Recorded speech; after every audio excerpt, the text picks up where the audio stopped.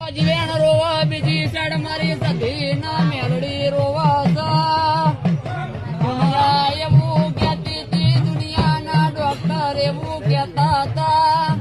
આ બહેન આજીવન સંતાન પેટે નહીં થાય. મારી સધી મેલડી જેવું બોલી જતી એ 9-18 મહિને કદાચ આવા મોડવે ધૂણવા આવું ના.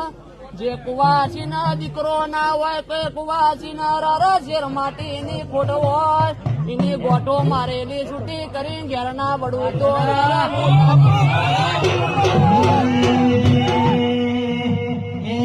એક મોઢમાં